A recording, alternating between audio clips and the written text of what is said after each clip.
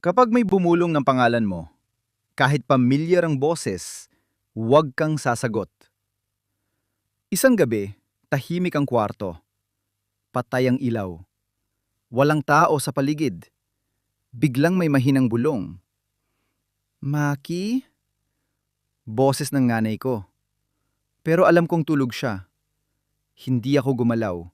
Hindi ako nagsalita. Mas lumapit ang bulong.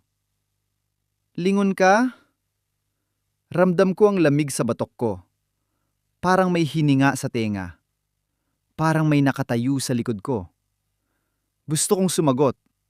Gusto kong siguraduhin kung sino. Pero may isang bagay akong natutunan.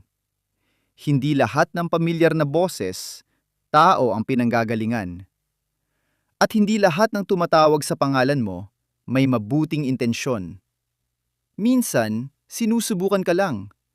At minsan, kapag sumagot ka, may binubuksan kang hindi mo na kayang isara. Ngayon tanong ko sa'yo, ilang beses ka nang may narinig na bumubulong sa pangalan mo, kahit wala namang tao?